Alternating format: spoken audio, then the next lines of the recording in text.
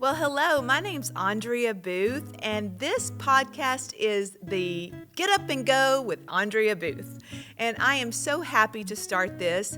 And as I start this, I wanted to start about my journey, about how I came to Christ and how I've lived that out over the last number of years. I won't tell you how many. But that being said, I was a little girl at 5 years old. And we had this children's church, they called it back then. And we did the puppets, we did the worship, and we did the message. And it was, one of those things where at 4 and 5, I was every week, listening to it, yada, yada, yada. But they had this thing. It's called the lucky seat. And man, did I want the lucky seat. I wanted it every week. And I switched chairs every single week and never got the lucky seat. And so I was like, what in the world? So one day, as I was listening to the message, probably for the first time, I felt convicted. I felt like I need this Jesus to be Lord of my life. I don't feel like that's happening. And so every week when she would give the salvation call, she would have us, the teacher, kneel at our seat. And I thought to myself, well, this is also a chance to check out if I have the lucky seat. So I really did want to give my life to Christ, but I also wanted to check out that lucky seat. So when I knelt down, you would not believe it. The day I gave my life to Jesus, the day I made him Lord of my life, I did not get the lucky seat. Someone else did, but I was very glad for that. But along the way, one day I did get it, so good enough. As life went along, I was a pastor's daughter, and we moved around a bit, so I lived in several different states. But then when I turned 13, we moved to Louisiana. Oh, I love Louisiana. I am a Cajun girl. Let me just tell you, I love the food. I love the people. I love the food.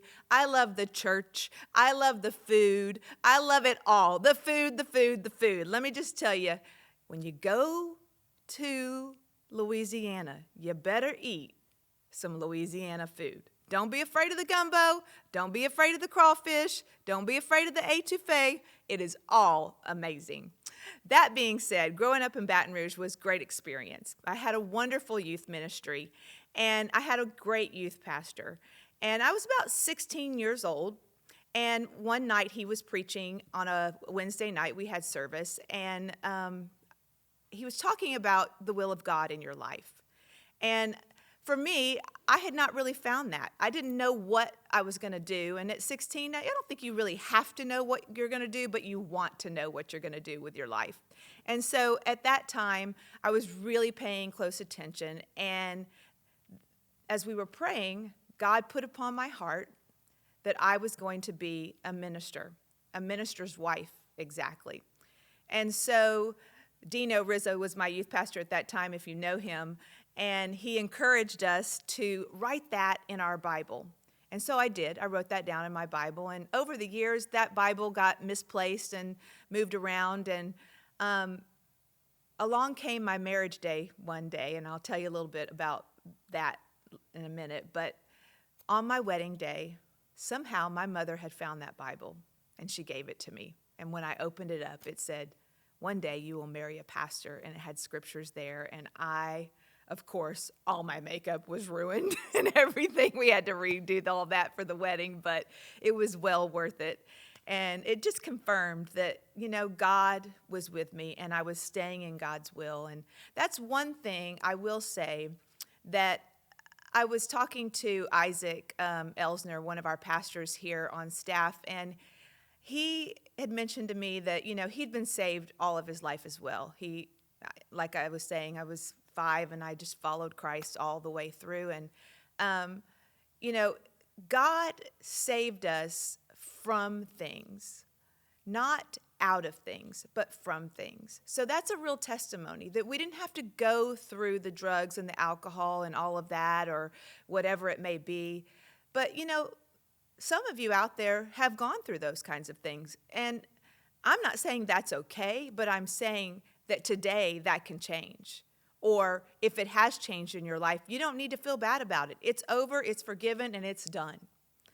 And so as I continue my story, I want to back up just a little bit and tell you that I went to school on a volleyball scholarship in Tennessee, and I absolutely was lonely and didn't know a soul. I had never been to Tennessee. It was just so awkward. But, my schooling was being paid for, and I did love playing volleyball. And I had one friend, close friend, but then, of course, she had a boyfriend, so I didn't see her much. But, I learned a lot. I learned a lot how to live independent from my parents and dependent on God. So if you're a young person and you're listening to this podcast, it's a great time for you to be dependent totally on Christ, for you to separate yourself from your parents, if they are Christians and they have walked you through your life with God, to separate yourself from that and really focus on what God says. I'm not saying separate yourself from their counsel, but I am saying separate yourself and start talking to God on your own. Start listening to God on your own, hearing what He has to say for your life and letting that be confirmed, because He will do that. And that's the next part of my story. I want to say that as I ended college, I had no one. And I thought, well, gosh, you're supposed to be engaged at least after college, right? But no, not me. Went home crying, very upset, didn't have any prospects, didn't know what to do, didn't have any prospects in the area. I was in a whole new place. My parents had moved from Louisiana to Houston, and I was like, oh my goodness, what am I going to do? Well, I took a job over in a different area of town, and so I just happened to meet the love of my life out of nowhere, Garrett Booth. God just seems to line things up, and I love that about him. Out of nowhere, I was really kind of giving up on just looking. I was just, well, it'll come to me when it comes, and guess what? It came to me. And I got to tell you a funny little story, because I went into his office to use the telephone, and because our area where I took a job teaching there, our area was being worked on in that department. And so I went in there and I said, hello, is anybody in here? And he pops out of the office, and I'm like, whoa, wow. And so he walks forward, he goes, can I help you? And I said, yeah, can I use your phone? And he comes out with this smart aleck comment and says, well, I don't know, can you? And I was like, oh, yeah, I like this one. So I was in love from first sight. I got to say, I really was. I think that's kind of a cliche, but the truth is I was like going to be in his orbit as much as I could. So he was working in the youth ministry at the time as the high school director, and so I immediately volunteered for that. And so we got to know each other, and we began to date, and the rest is history. We married for now over 26 years. It'll be 27 years here in a few months, and it's just been amazing. He is a rock. He has been such a leader for my life. And if you're a man out there and you're listening to this, you just happen to be that rock for your wife. Be that husband that she can lean on, because there's going to be ups and downs in our life, and we need a man to lead us. We need a man to stand up for us. So just a little encouragement there. And if you're a wife out there and you don't have that, I want you to know you have that through Christ. He's always there, and he's the one helping the man that is doing that. So lean on Jesus and know that he can be your father, he can be your husband, he can be anything that you need in the moment. And I say all these things through this story. And oh, by the way, we had children along the way, and I stopped teaching, and they grew up here in the church, and they have just been fabulous kids, and I am so proud of them. And I want you to know the church has been quite the answer for us. I mean, when I say quite the answer, it is the answer for us. Bringing these kids to church every single Sunday, letting them be a part, encouraging them to be a part, because here at Grace, and I don't know where you go to church, but here at Grace Houston, we allow the students to do part of the work, the children to do part of the worship, the children to do part of the lesson and all of that. And so it really has grown our kids up in a great atmosphere. And so I and Garrett cannot take complete credit for everything because, they say it takes a village to raise a child. And let me tell you, this village has been amazing, and I'm so thankful for it. And I hope that your church is that for you too. And if it's not, and you live in the Houston area, Grace is the place. Just a little plug there.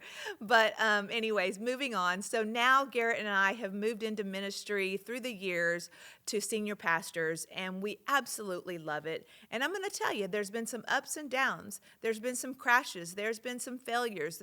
But God has been there to pick us up every single time.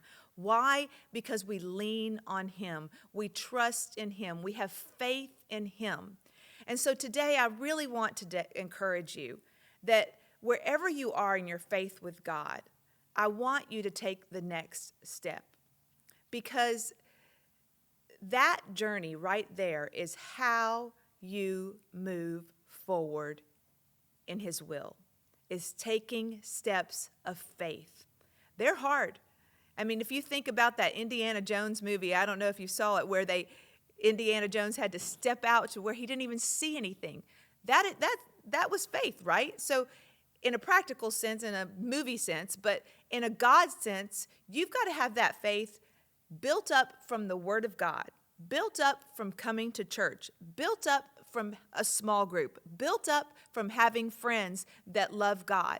That's how the faith is built, so that you can take that next step. So I want to encourage you and empower you to please take that step of faith, because in my journey from 5 years old to now 51, I have been following Christ by reading His Word, worshiping and praying, and walking in faith.